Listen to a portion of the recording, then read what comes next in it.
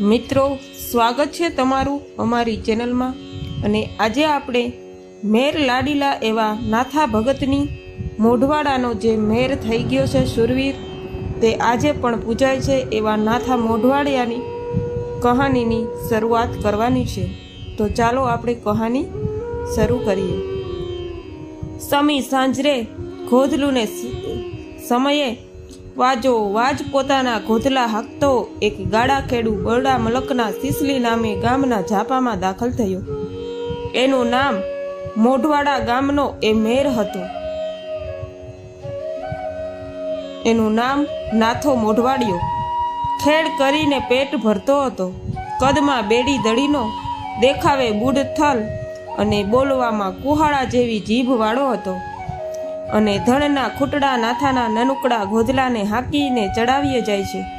અને ખૂટિયાના બરડા ઉપર પરોણાની પ્રાસટ બોલાવતો નાથો હેમ ખેમ ગાડું બહાર કાઢીને એક શેરીમાં વાળે છે। મેં પહોળા ફળિયામાંથી ગાડું થોભાવીને નાથો ઠેકડો મારીને હેઠો ઉતરે છે। અને હાથમાં રાસ હતી તે ગોધલાને માથે એમ ને એમ ધડકતી મેલી દીધી। મેં ઓસરીએ ગયો ને નાથાને દેખતાની વાર જ ઘરમાંથી એક આધાયેડ મેરાણીએ બહાર આવીને ઓવારણા લીધા, એટલે કે એના દુખણા લીધા। અને નાથો જ્યારે બોલે છે એના ફળિયામાં આવીને, કાંઈ ફૂઈ, કામ કરવા મને બોલાવ્યો?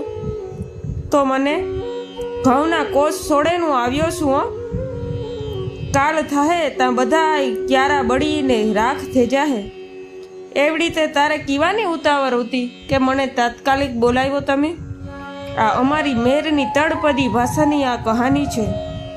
હા ભા, એની ફૂઈ બોલે છે કે હા ભા, તારે ઘઉંના વાવેતર ખોટી થાય છે ને અહીં મારા છોકરા પાવડું દૂધ વિના વ્યાડું કરે છે, અને ઈ બધુંય મારો નાથા જેવો જમદઢ ભત્રીજો બેઠો હોય ને મારે ભોગવવું પડે?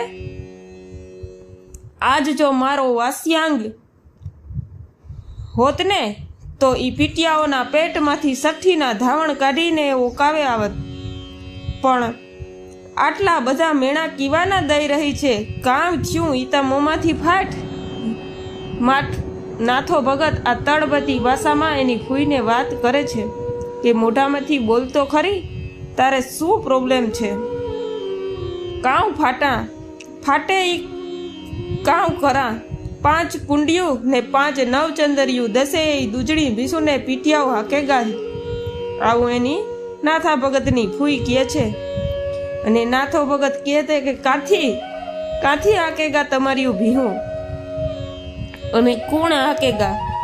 જામના માણસો, ધુતારિયા ફાટલ આયર। નાથો ભગત કહે છે કે ઠીક, તી ઈમાં ઠાલી કાઉ મો વારસ મારા બાપ વાસિયાંગનું હું અબઘડી જઈને લઈ આવા। એટલું કહીને હાથમાં પરોણો ઉપાડ્યો નાથાએ ને ઓસરીએથી ઉતર્યો।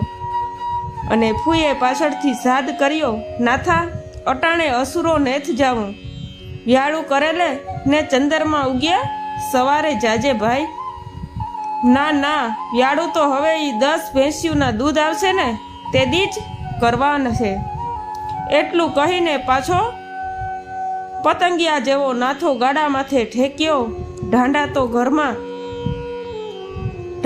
ઘરમાં જ ઊભા હતા, એટલે કે બળદો તો જૂતેલા જ હતા, અને જોતર છોડ્યા કે ઢીલા નહોતા કર્યા। ગોધલાની પીઠ ઉપરથી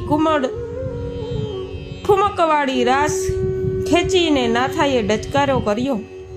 ગોધલાની પીઠ ઉપર જરાક હાથ દીધો ત્યાં તો સમતોલ પાણીની અંદર સમા પવનનું નાનું વહાણ વેગ કરે ને તેવી રીતે ચાલ કાઢીને ગોધલા ઉપડ્યા।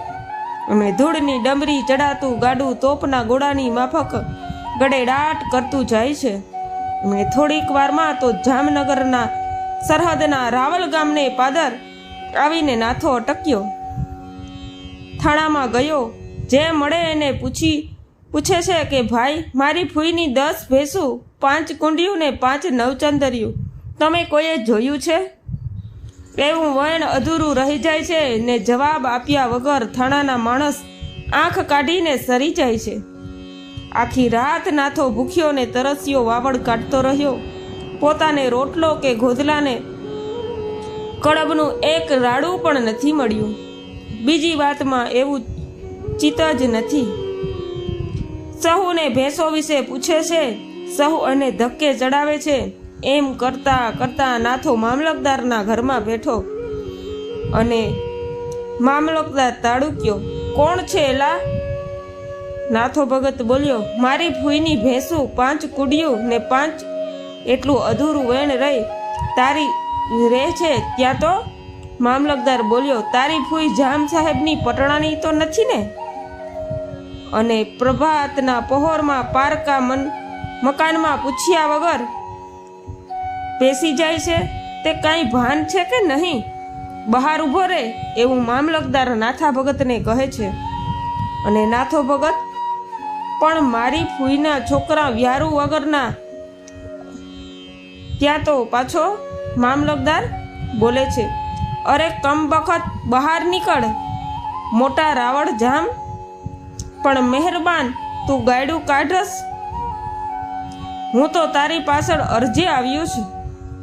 મેર લોકો હંમેશા સહુને રાયથી રંગ તમામને તુકારે જ બોલાવે છે, પરંતુ એ તુકારા કરતી વેળાએ પણ એ તો ગરીબડો થઈને જ બોલે છે.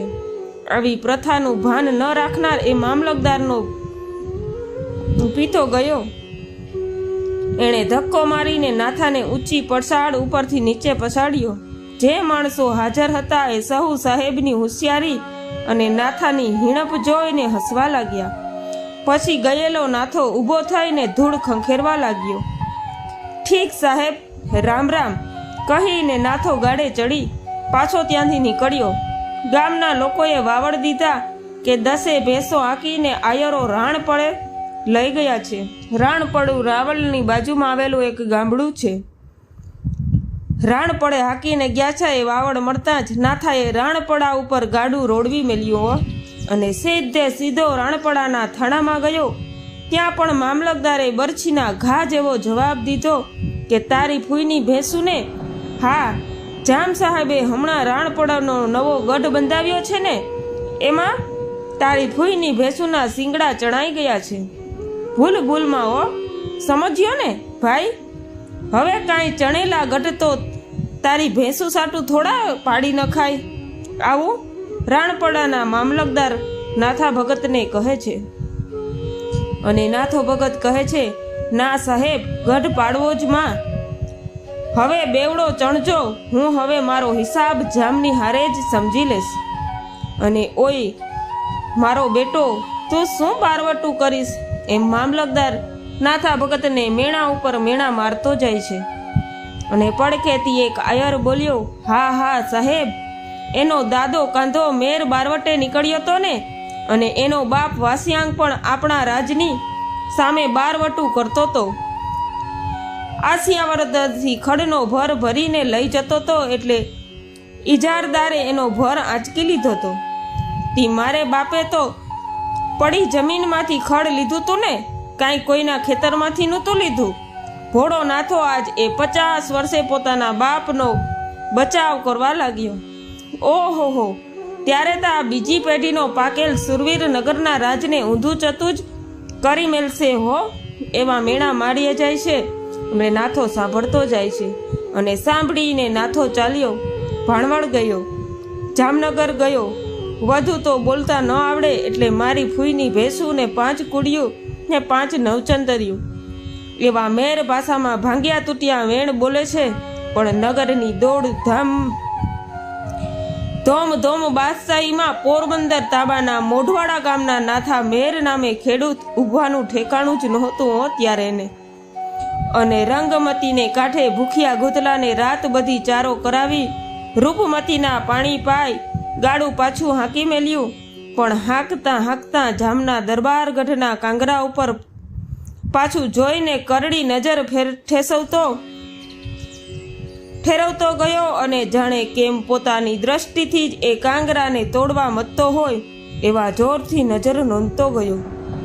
કાળભરો આવ્યો પાછો રાણપડાની સીમમાં. અને બપોર તપે છે. ખરા બપોરે સાતીડા છોડીને ખેડૂઓ આડાઅવડા થયા છે. ફક્ત 2 ગોવાળિયા જ ગામનું ખાડું ચારે છે. 100 જેટલી હાથણી સમાન ભગરીને કુંડીને નવચંદરીઓ ભેંસોને ગાડાની ધણેરાટી સાંભળીને કાન માંડ્યાઓ અને ડોક ઊંચી કરી ગોવાળિયા પોતાના ગોબા લઈ એટલે કે ભેંસો લઈને ઊભા થઈ ગયા. ત્યાં તો ગાડું હાંકીને ઠેઠ સુધી નાથો ધસી આવ્યો. આવીને પડકાર્યું કે એલા આયડું, આ ક્યાંનો માલ છે? એટલે માલધારી બોલે છે કે રાણપડાનો. મારી ફૂઈના છોકરા વારું વગરના સુવે છે એ ખબર છે ને? એટલે આયરું બોલે છે કે તે શું છે? અને મારે 3 દીથી વ્યારું અગરાજ થયું છે હો. ત્યારે તેને નાથા ભગતે એની ફૂઈને કીધું તું કે જ્યાં સુધી તમારી નવચંદરિયું ભેંસું ન લઈ આવું ને ત્યાં સુધી હું મોઢામાં એક બટકો પણ ન નાખું. તે પણ છે શું? આ ભેંસુને દૂજે આજ સિંસલી જઈને વ્યારું કરવું છે. નાથો ભગત ઓલા આયરુને આવું કહે છે. અને આયરું બોલે છે, ભેંસુના મૂત્રે વ્યારું કર. મૂત્રે જો ગયો જામ સાહેબની ભેંસુ દોવા આવ્યો છે. આવું મીણું મારે છે અને માલને છાનામુના મોઢા આગળ કરી દો છો કે હું જ હાકેલા? આવું નાથા ભગત કહે છે આયરુને. અને આયરું બોલે છે, હવે હાલતો થા, હાલતો રોયા. ત્યારે નાથો ભગત બોલે છે, કોઈ વાતે નથી સમજવું ને? લે જા, આ 1 ગોબા ભેડી ખોપરી ઉડાડી પડશે. ઠીક ત્યારે 2 ગોબા મોટા કે આ 1 પરોણો મોટો, એનું પારખું કરીએ. એમ કહીને ગોધલાની પીઠ ઉપરથી રાસ ઉછાળીને ફક્ત 1 પરોણા ભર નાથો નીચે ઠેક્યો. દોડીને પરોણાની પ્રાસટ બોલાવવા માંડ્યો. અને રબારીઓના હાથમાં ગોબા ઉપડે તે પહેલાં તે બંનેના જમણા કાંડા ખેડવી નાખ્યા નાથાએ. અને ફડા ફડી બોલાવીને બંને પહાડ જેવા પડછંદ ગોવાળોને ધરતી ઉપર ઝાડી દીધા. આખું એ ખાડું સિસલીના કેડા ઉપર દોડીને વહેતું કર્યું. પાછળ ગોધલા હાંક્યા જાય છે અને દોડાવતો 100 ભેંસોને ઉપાડી ગયો નાથો. અને ગોધલું વખતે ગયો હતો અને ગોધલુને વખતે જ પાછો સિસલીના ઝાપામાં પેઠો. 100 ભેંસીની ધમ ધકમક ચાલીને સિસલીના માણસ જોઈ રહ્યા. નાથાએ ડેલીએ જઈને સાદ કર્યો કે ફૂઈ વાળો ઉઘાડ. હવે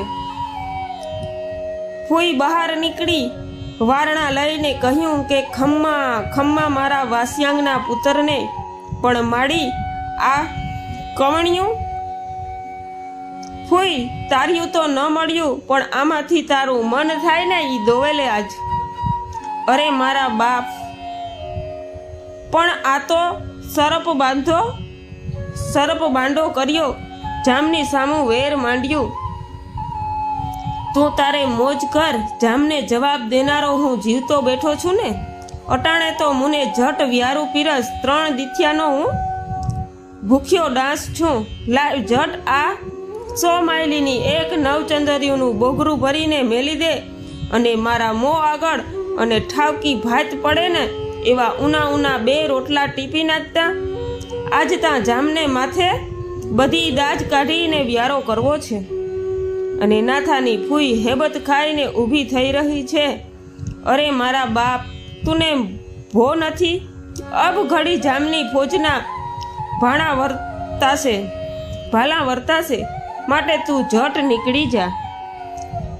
નાથો કહે છે, એ નાના, ખાધા વિના તો આજ નહીં જ નીકળું. તુને જો તારા ઘરમાં ચોર સંઘરવાનો ભો હોય ને તો ભલે, હું ભૂખ્યો તરસ્યો ભાગી જાઉં. રોટલા તૈયાર થયા અને જામની ભેંસું દોવાઈ રહી ને નાથાએ લીલવણી બાજરાના 2 ઘડસા જેવા રોટલા પકાવ્યા. પછી ઓડકાર ખાઈને કહ્યું, લે ફૂઈ, હું જાઉં છું, પણ ભેંસુને ખીલે જો જામના માણસ અડવા આવે ને તો સંભળાવી દેજે કે વીણનું એના માથા વાઢેલે હો. નાથો ગોધલા હાંકીને બહાર નીકળ્યો એટલે પાદરમાં સિસલી ગામના કોઠા ઉપર ચડીને ઊભેલા આદમીએ કહ્યું કે ભાભા વાર વહી આવે છે, એટલે કે જામના માણસો આવે છે અને તને ભેટ્યા વગર નહીં રહે. ગાડા ઉપર ઊભો થાય છે નાથો, અને નાથા કોઠા તરફ હાથ લંબાવીને કહ્યું, ફકર નહીં કરો ભાઈ, લાવજે તારી તલવાર, કાલ પાછી દઈ દેશ. સાથે એક તલવાર જ બસ છે. કોઠાવાળા આદમીએ તલવાર લાંબી કરી લઈને નાથો ઉપડ્યો ને સીમાડે પોતાનું ગાડું રોકીને ઊભો રહ્યો.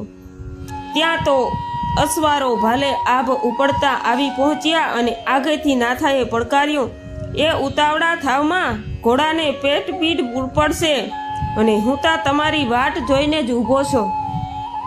નીકર કાંઈ તમને મારા આ ગોધલા આંબવા દે ખરા. એક જ તલવાર લઈને નાથો ઉતર્યો, 7 અસવારને ચોરી નાખ્યા. એટલે પછી બાકીની વાર પાછી વળી અને વારમાં માણસો વાત કરવા માંડ્યા કે આ તો મારું બેટું કૌતુક જેવું છે. શું અમે બરાબર એના અંગ ઉપર ઝાટકા માર્યા, એને એકય ઘા ફૂટ્યો જ નહીં. અને એક જણ એમાંથી કહે છે કે ભાઈ, નાથા ભગતને એને વરદાન છે આભપરા વાળા બુઢા બાવાનું. શું? બુઢો બાવો એક જોગંદર છે. નાનપણમાં નાથે એની ભારી ચાકરી કરી હતી.